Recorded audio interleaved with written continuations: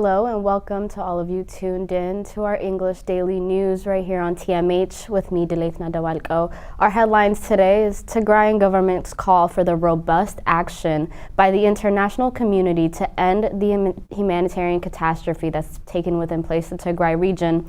African leaders meet in Addis Ababa, urged to drive and give priority to addressing the war on Tigray. And analysts say the planned national dialogue has started off on the wrong foot.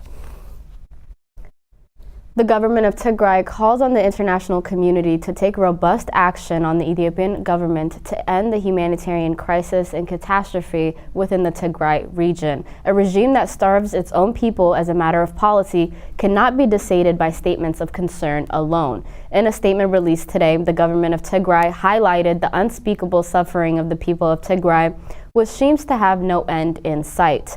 The statement detailed how the government is using hunger, blockade, and denial of food and medicine, which has a devastating impact, especially on the children. The government of Tigray described and said it has always extended a collaborative hand for the delivery of humanitarian aid and urged the international community not to fall for the regime's manufactured lies. The statement called on the siege and the starvation of people of Tigray as an abominable crime and under international law. They also noted that a regime that starves its own people as a matter of policy cannot be again decided by the statements of concern alone. The government of Tigray also said the international community should insist on unrestricted humanitarian access and deploy a robust package of punitive actions or the credible threat of such actions. Human Rights Watch said African leaders meeting in Addis Ababa should give top priority to addressing this war on Tigray. Human Rights Watch released a statement today in which it pressed the AU to address the rampant abuses occurring in the conflict in Ethiopia between the Tigray forces and the Ethiopian federal government, and it's also its allies, including Eritrea. The conflict, now ongoing for more than a year, is having a devastating impact on its civilians. President Macky Sall of Senegal should ensure that the civilians' protection, human rights, and justice and accountability are the focus of the African Union's agenda as he takes over leadership of the 55-country body, as the Human Rights Watch noted.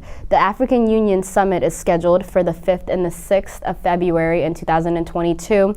And Karine Kaneza-Ntuli, African Advocacy Director at the Human Rights Watch, said given the gravity of the crimes, the AU should respond and act under its prevention and protection mandate by calling all warring parties to end the abuses and pressing the government to lift its effective siege on Tigray immediately.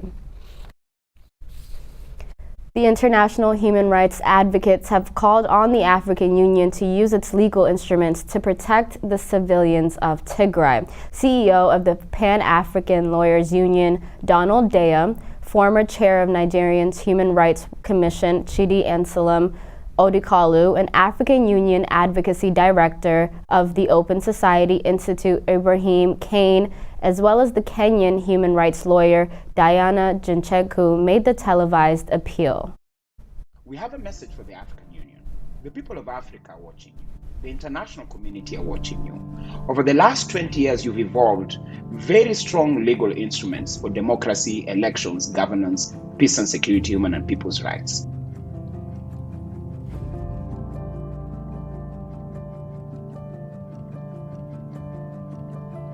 I was born in internal displacement in the Nigerian Civil War, in which millions were killed. But it's not that the millions were killed, it's actually that I was born into starvation. And so Tigray is somewhat personal. I've not seen on the continent a lot of call for, the protection of civilians, for the protection of victims, and particularly for the protection of women and children in the region. The most frustrating thing is just how under-prioritized and ignored the crisis in Tigray and Ethiopia is within Africa and definitely These human rights advocates expressed their frustration at how unprioritized and ignored this crisis in Tigray has been and urged for constructive engagement with Ethiopia that puts the lives, the dignity, and the aspirations of the Ethiopian people first. Just watching young, helpless, vulnerable African kids like me, those many years ago, being starved by their own people, and with the capacity to change it from African leaders who are sitting idle and not doing enough anything at all about it. That for me is the issue. I don't know how they sleep at night. We cannot say it was very far from the AU. It was in the country where the AU was operating. The AU cannot say we didn't know what is happening.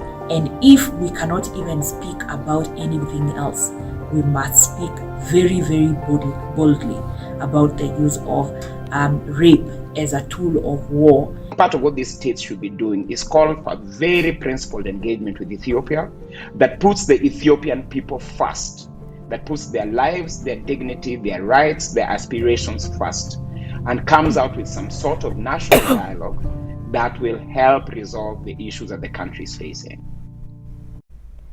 Analysts have said that the planned national dialogue has started off on the wrong foot and is set to be extremely exclusionary. CEO of the publisher of ID Standard magazine, Tadale Lemma, said the commission that is planning on the dialogue without silencing the guns and creating the necessary trust among all political actors has once again started off on the wrong foot. Let's take a listen. You have to silence the guns first. And it's not very clear that if this national dialogue commission that is appointed by the government, a party to the conflict itself, can be able to enforce cessation of hostilities to begin with.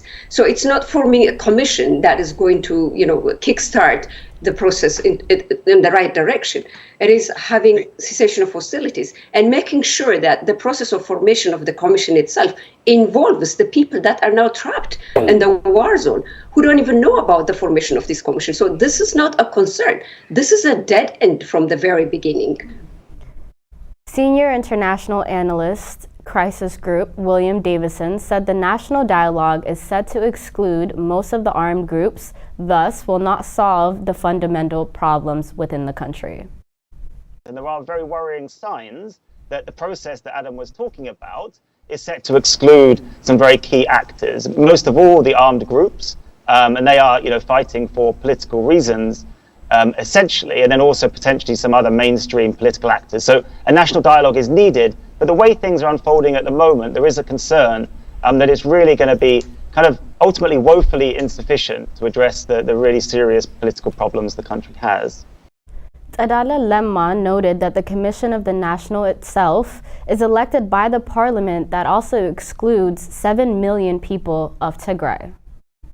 And my disagreement with the formation of the national dialogue itself is that if the National Dialogue Commission is supposed to have the parties who are these contrasting views of the Ethiopian politics, who have then finally gone into picking guns, do not even agree with the commissioners of the National Commission.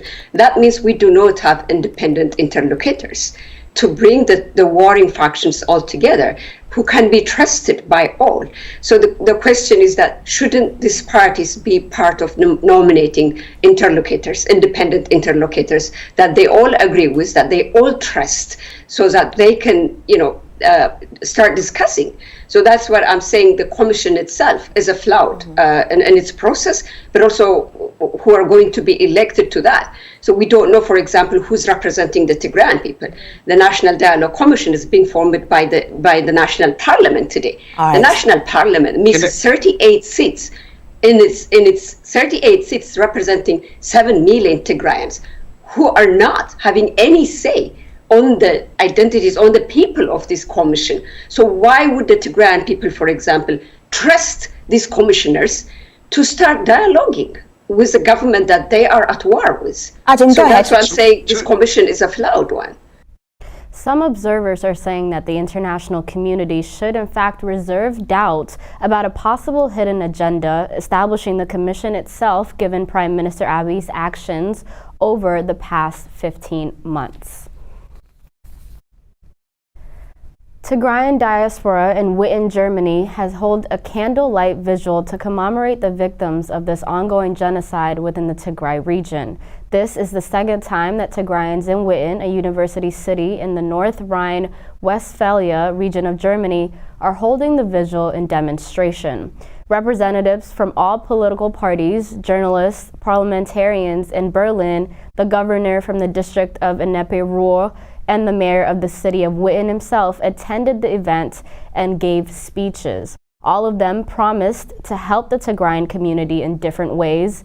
After the vigil, a discussion was held with the federal deputies about the situation and the ongoing conflict within the Tigray region. UNISFA gets Nigerian interim force commander as Ethiopia departs. United Nations Secretary General Antonio Guterres today announced the appointment of Major General Benjamin Olufemi Sawyer of Nigeria as a force commander for the United Nations Interim Security Force for Abai. The UN said Major General Sawyer succeeds Major General Kaflau Mde Tesema of Ethiopia. In January this year, Sudan announced that the United Nations has agreed to replace thousands of Ethiopian forces within the UNISFA with other UN forces. Major General Sawyer has a military career spanning for more than 34 years of service with the Nigerian Army, including as the Director of Defense Information of Nigeria's Defense Force since the year 2021. That concludes our news for the week. Thank you so much for tuning in. Have a wonderful weekend. Bye-bye.